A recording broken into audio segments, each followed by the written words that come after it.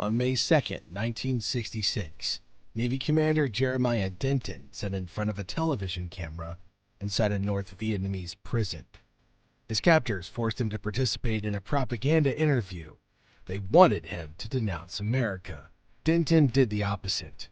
While feigning trouble with the bright studio lights, he blinked his eyes in a deliberate pattern. T-O-R-T-U-R-E. Morse code, transmitted through his eyelids, while telling his captors exactly what they wanted to hear. When U.S. Naval Intelligence reviewed the tape, they had their first confirmed evidence that American prisoners were being tortured in Vietnam. Between 1964 and 1973, approximately 766 American servicemen were held captive in North Vietnam, South Vietnam, and Laos. They faced systematic torture, starvation, and years of solitary confinement that tested the absolute limits of human endurance. 591 of them came home alive. This is the story of how they did it. The first thing you have to understand about surviving captivity is that isolation kills faster than torture. When guards locked American pilots into 7 by 7 foot concrete cells with no windows and no human contact, the clock started ticking on their sanity. In June 1965, Air Force Captain Carlisle "Smitty" Harris figured out how to stop the clock. He adapted an ancient cipher called the Plebeius Square into a 5 by 5 alphabetic grid. Each letter became 2 sets of taps. The first set indicated the row, the second indicated the column. The letter B was 1 tap, pause, 2 taps. Harris taught the code to every prisoner he could reach. They authenticated new arrivals with shave and a haircut. Tap 5 beats on the wall and wait for the instinctive 2-beat American reply. Fellow POW Ron Bliss described the cells. The building sounded like a den of runaway woodpeckers. Getting caught communicating meant 30 days in leg irons with your hands cuffed behind your back. Guards hid in empty cells to catch offenders. But the system proved indestructible because any ordinary noise could carry a message. Broom sweeping rhythms, coughing sequences, dragging sandals against bed frames. Harris later wrote that the tap code was, first and foremost, a great morale booster that helped maintain sanity. If a POW felt totally alone, his mental and emotional capabilities were severely vulnerable. But communication was just the foundation. The real question was, what to do with it? Tom Moe, an Air Force pilot held captive for 5 years, developed a technique that kept his mind intact through months of solitary confinement. He built houses, in his mind, nail by nail. I designed and built homes, about 10 of them. First I made a floor plan, then the exterior, and then I would build them in my mind, nail by nail, down to the most minute detail. I would design it, lay the cement, put up the 2x4s, drive each nail, and even saw each board slowly. If I progressed too fast, I would envision a bad cut on a board and resaw it. The technique worked because it demanded total concentration. Every detail became an anchor against the void. Other prisoners developed their own systems. They listed every country and capital they could recall. They cataloged candy bars from memory. They derived mathematical formulas. Colonel John Borling composed entire poems during 6 years and 8 months of captivity, later published as Taps on the Walls. Charles Boyd went further. He learned 2,700 Spanish vocabulary words, 700 verbs, and advanced grammar entirely through the tap code during 7 years of captivity. Howard Rutledge, held for nearly 7 years with 5 in solitary, frantically tried to recall Sunday school lessons, hymns, and scriptures. The first 36 songs came relatively easy. He deeply regretted not memorizing more before capture. But mental exercises alone weren't enough. The prisoners needed structure. They needed a code. Commander James Stockdale was shot down on September 9, 1965. He ejected with a fractured vertebra and a badly dislocated knee. As the highest-ranking naval officer held captive for the war's duration, he became the backbone of POW resistance. Stockdale had studied Stoic philosophy at Stanford, particularly the ancient Greek philosopher Epictetus.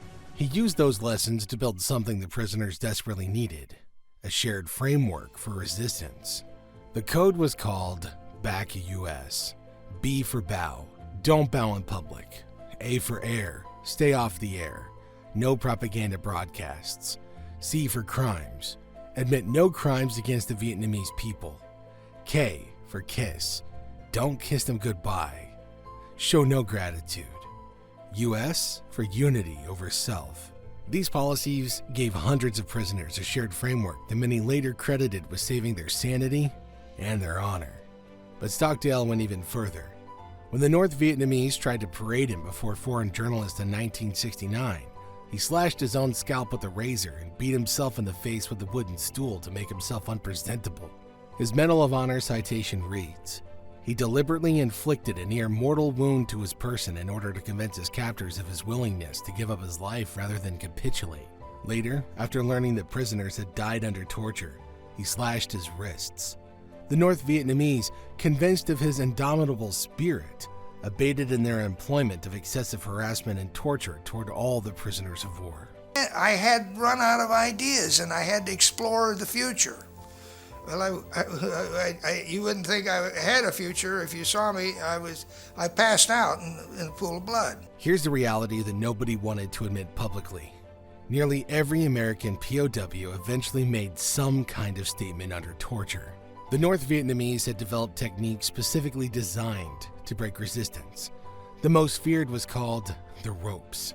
A prisoner was forced to sit with legs straight, an iron bar locked to his ankles, arms straightened behind him and bound from armpits to elbows with webbing straps. Then, his head was pushed toward his feet while an interrogator stood on his back to tighten the bindings.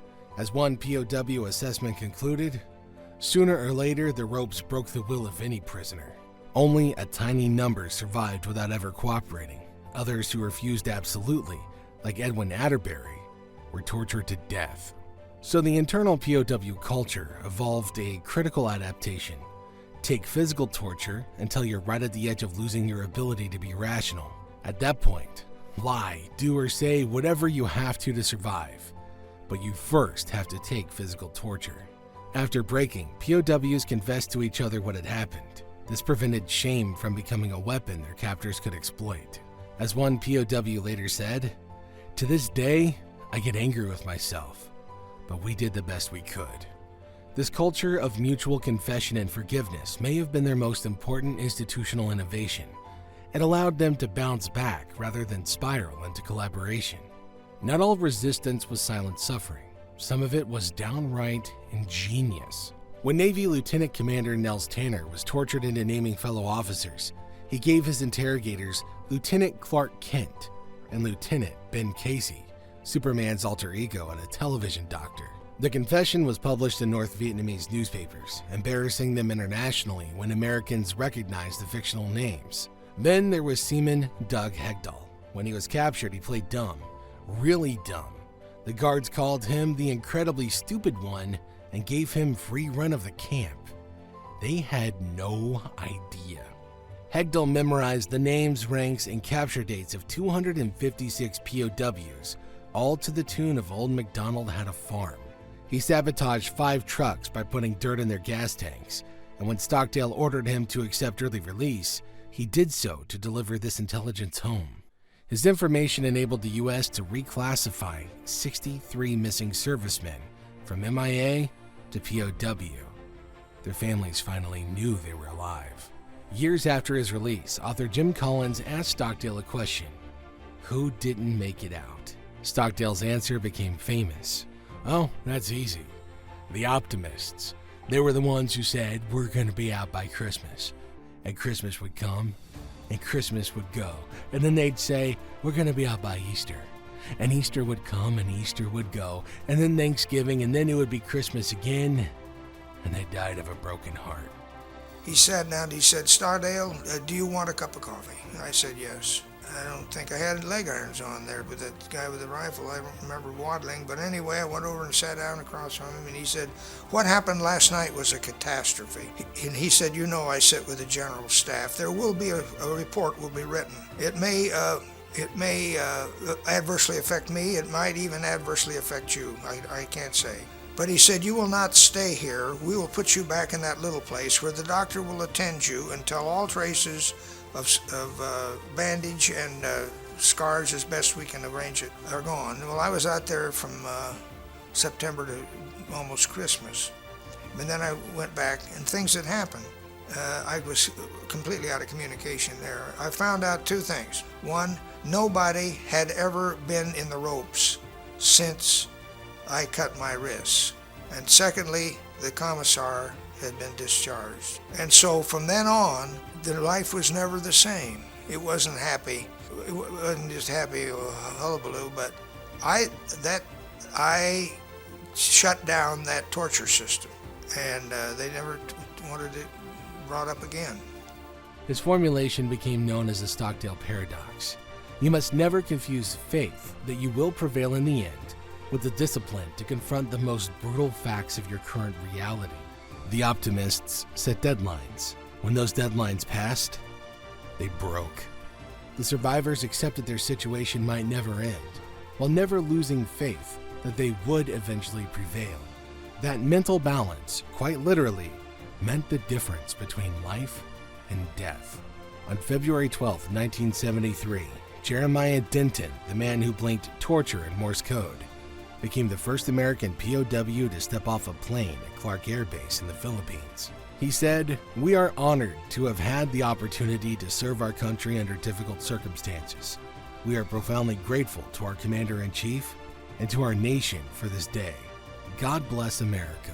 We are honored to have the opportunity to serve our country under difficult circumstances.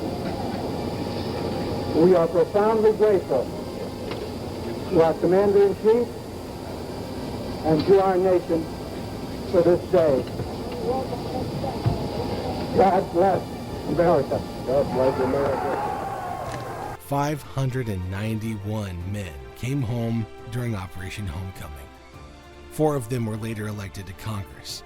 The SEER training program that Nick Crow designed from his jungle captivity experience remains mandatory for Special Ops forces today. The code is our guide, and we teach it as a guide. It is there when nothing is black or white, but simply shades of gray. Now, the code is a guide. It's not there to hurt you. The Uniform Code of Military Justice is the law. There is a difference. And the Tap Code, a 2,000-year-old cipher adapted by desperate men tapping on concrete walls, became the thread that held an invisible army together across years of darkness. If you want to understand more about the Vietnam War and the people who lived through it, subscribe to the channel. We cover the stories that deserve to be remembered.